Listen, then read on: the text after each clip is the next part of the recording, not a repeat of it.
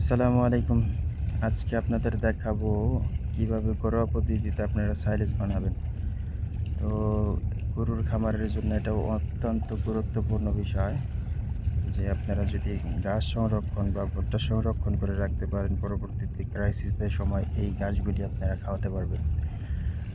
So এটা এই আধুনিক যুগে অনেক গুরুত্বপূর্ণ, কারণ প্রায়শই বর্ষাকালে ঘাসের ক্রাইসিস দেখা যায়।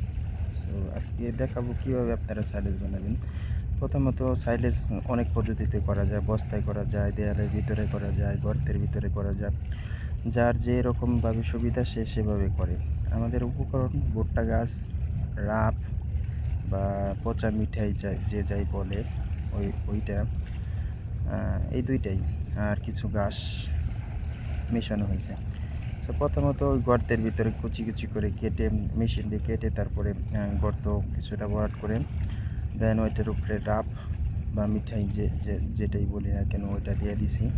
সেটাই তারপরে আবার ওইটার উপরে আবার গাছগুলি আস্তে, আস্তে কেটে আস্তে, আস্তে ভরাট করে এইভাবে প্রসেস চলবে। আবার রাব এভাবে ২-৩ লেয়ার দেওয়ার পরে যখন সম্পূর্ণ ভরাট হয়ে যাবে, এটা ভরাট হওয়ার পরে সম্পূর্ণ ভরাট করার পরে এটা পলিথিন দিয়ে আটকাইয়া দেন এটার উপরে মাটি চাপা দিয়ে দিব। মাটি চাপা দেওয়ার কারণ এটা কোনো যাতে হাওয়া না ঢুকতে পারে। সো হাওয়া বাতাস ঢুকলে এটা নষ্ট হয়ে যাবে। সো এদিকে সর্বোচ্চ খেয়াল রাখতে হবে। এবং ভিডিও শেষে আমি আপনাদের দেখাবো আমাদের গরুতে কতখানি এইটাকে কিভাবে খায় বা এটার রেজাল্ট কীরকম, এটার কালার কীরকম আসতেছে। ২-৩ মাস পরে অবশ্যই আপনাদের এটার আপডেট এই ভিডিওতে দিয়ে দিব ইনশাআল্লাহ। সো অবশ্যই সাথেই থাকবেন। আর এই রুটস ফার্মস চ্যানেল বা পেজ অবশ্যই ফলো, সাবস্ক্রাইব করে রাখবেন, যাতে পরবর্তীতে ইনশাআল্লাহ আমি ভালো কিছু দিব ইনশাআল্লাহ।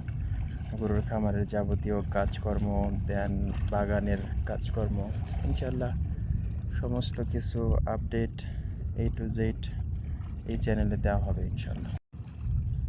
আর আরেকটা বিষয়, ভুট্টা গাছ আপনারা কখন করবেন, ভুট্টা গাছের বয়স কতখানি হইতে হয় বা ভুট্টা গাছ কীরকম হইলে আপনারা এটা নির্বাচন করবেন। আসলে সাধারণত সবাই ভুট্টা সহই সাইলেজ করে। যে ভুট্টা যখন কুচি থাকবে তখন এটাকে কালেক্ট করলে ভালো হয়। কারণ ভুট্টা সহ দিলে ভুট্টার মধ্যে ভিটামিন, প্রোটিন, ফ্যাট যাবতীয় উপকরণ আছে, সব কিছুই থাকে। তখন এটা বেশি পরিমাণে গরুকে খাওয়াইলে বেশি পরিমাণে দুধ দেয় ইনশাআল্লাহ, আলহামদুলিল্লাহ। সো আমাদের কাজ প্রায় শেষ পর্যায়ে, আমরা মাটি দিয়ে ঢেকে দিচ্ছি এবং লাস্টে আমি আপনাদের দেখাবো এইটার রেজাল্ট। সো রেজাল্ট দেখতে অবশ্যই সাথে থাকবেন। সাইলেজ আপনারা বানাইতে পারেন, এটা মূলত শীতকালে বানাইলে বেশি ভালো হয়। কারণ শীতকালে বৃষ্টির মৌসুম না। শীতকালে বৃষ্টির মৌসুম না, তখন আর কি শুকনা থাকে। তখন ঘাস যদিও কম থাকে কিন্তু ভুট্টা গাছ পাওয়া যায়। এই যে ৩ মাস ৪ মাস পরের রেজাল্ট, গরুকে খাওয়ানো হচ্ছে, গরু কীভাবে খায় দেখেন। আলহামদুলিল্লাহ, গরু খাওয়া শুরু করছে।